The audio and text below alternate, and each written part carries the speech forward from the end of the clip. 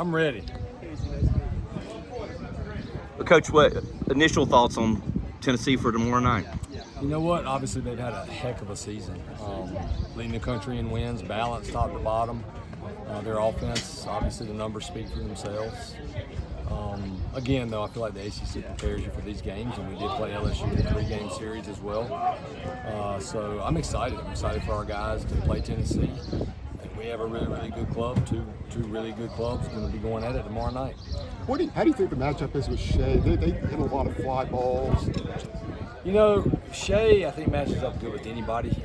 He's competitive. Obviously, he can throw his fastball to both sides of the plate. The change-up makes the fastball play up, and Coach Gaines and Coach Howell have done a really good job with him with the slider. Like, it's more consistent. He's not making as many mistakes with it, and he can show it to lefties and righties if he needs it. So he has those 3 pitches, and you know, he's been really good for us all year. And you just look up with Shay. You know, there's some trouble a lot of times, but you look up, he's going 6 innings, hopefully, and we're ahead 3-2. That's kind of the way it's been. Yeah. How was Alberto been lately? I'm sure it was tougher than before late in the game. He's an unbelievable kid. You never have to worry about Alberto's attitude. And that's just the way it works. When you have depth like we have, you know, if somebody is struggling, it can help your team having somebody that's talented enough to come in like Jackson Vanderbrake or Johnny Castagnazzi and do something big for us. And both those guys have done something really big for us. You know, Johnny with the double against LSU, and then Vandy with the double last night. So that's our guys look at that like that's a good thing. Have you thought it all? Sorry, RL. RL's got the next one. Just on the subject of Alberto, just to follow up, have you thought about making a change there at all? Oh yeah, definitely. We want to pitch hit for him. You know, if sometimes you're just not going to pitch hit, right? But our depth allows us to do that. So I'm going to look at Drew Beam really, really good and see who I think matches up the best in that 7 hole in the DH spot. And I'm going to write him. I've done it ever since I became a head coach. I always promise myself, and I promise these guys when I recruit them, when I'm sitting in my office, I make out the lineup, everything, you know, obviously, if you're not meeting our standards, you're not going to be in the mix anyway. But my job is to put the 9 guys out there at that day that we feel like give us the best chance to win. That was my question. If Vandy would get another chance, I guess it would be him or Johnny. Yeah. I mean, I'm going to dive into Tennessee a little bit more when I get back to my hotel room, and I'll make that decision pretty early tonight and have the lineup done, I'm pretty sure. Tennessee, one of the most explosive offenses you guys have probably faced up until now. Are you making any tweaks to that game plan, telling the guys anything in specific defensively? Nope. No, our outfield play is tremendous. We've always believed in our outfield play, so I'm not gonna be like, hey, just because they hit a lot of home runs, we're not playing deeper. The park is the park. Our guys can run. Casey might play a little bit deeper, but you have to be careful from the pitching standpoint. When you have a team like that, and you look at it on paper. If you start trying to nibble, you're going to be in hitters' counts all day. You got to go right at them. There might be a guy like a Christian Moore that you say, hey, he's so hot, he's not going to beat us. But otherwise, you got to go after him. And you know, the pitcher's got the ball, so he has the advantage. Is everyone available out of the bullpen tomorrow? Everyone, obviously, we're not going to have DeCaro in the bullpen, but yes, everybody is available.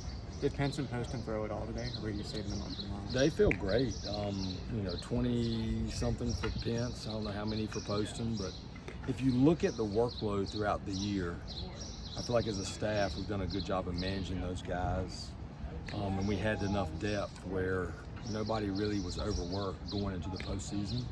So knowing that, then you can allow a guy to go longer. We also had the guys build up to around that 50-60 range in the preseason. So, you know, you add Hout back into that mix. He'll be available in the bullpen tomorrow. So we can match up a little bit if we need to as the game goes along. You know, if Shay gets us into the 5th, we're going to feel really good about that. How did, when you were talking to Shay Sprague in the transfer portal, obviously, you know, the CAA Pitcher of the Year a couple times. Yeah. Like, how did what you were sort of envisioning if he did come to you guys match up with what he become? What did you think you were getting and before you got him, and now, you know, that you've had him for a whole season? Well, as head coach, who I've known forever, and the recruiting coordinator there and the pitching coach they raved about it, even though as hard as it was to lose him. You know, I put myself in their shoes. Like, I don't know what I would have wanted to say. Some of us know Mike Kennedy well too. Yeah, and they really were like, hey, this kid, look, throw out the radar gun. throw out all that stuff. Coach Gaineswood, I watched him pitch in the Cape. I loved him on the phone, had him on a visit, loved his dad. His mom didn't make it, but I could tell it was a great family. There was something about him you could just tell, like, you watched him too on video, he's just got the competitive, like, you know, that's the biggest thing. Yeah. His stuff was good, not great, but he also pitched well. I mean, he threw 90 innings last year, so we feel like worst case scenario, you know, he's going to give us 50. But what he's done has really stabilized our entire pitching staff when he moved in there. How have you seen him evolve across this season? I mean, honestly, I feel like his biggest outing was at the beginning of the season. It was the second weekend we're playing Miami. We lost the first 2. He comes out and strikes the first 8 out of 9. Really set the tone on that game. We just lost. You know, we got run ruled, and then we got walked off. So you're like, okay, we need to win this game badly. And if he doesn't start like that, who knows? Maybe we get swept. So since then, I feel like he's taken a step. And also having Haskin here, who caught him at Elon. Yeah. You know, Haskin's like one of our coaches, basically. You know, he's always with them in the bullpen, constantly challenging them. And I do feel like his velocity's gotten better. He's gotten stronger. That's a credit to our strength coach and our strength overall program. So I feel like he's grown also and gotten a lot better. His velo's gotten better. He obviously wasn't in the rotation to begin the season. Was the plan to always kind of work him into that role by this time? Not really, honestly. He had a terrible preseason. He got lit up on it. I mean, he just got hit hard, and his velo was down, but he was behind. And then his last couple outings were better. We put him in early in the game out of the bullpen. He threw strikes. He threw pretty decent. And then we just said, you know, that's why we brought him here. You know, out of all of our guys who's got that changeup, let's throw him out there, because sometimes what you see in the preseason is not what the same thing you're going to see in the regular season. Some guys cross that white line. And one thing about Shay is he worked in the weight room. He worked meticulously with everything he did. So we thought, okay, let's see what he does with another uniform. And obviously, he was really good. How often do you see that switch between maybe not performing well in preseason, but then coming in and you see it often, but you don't see somebody be able to do it in the season if they don't work. That's one thing I figured out. Like, people say, "Oh, well, he's a gamer." Well, he's not a gamer unless he's put in the work. You know, the kids that don't get after it and can't get in that weight room and push themselves with their conditioning and take care of themselves off the field. They're not going to be in that gamer territory. But some guys are just, for some reason, that do work.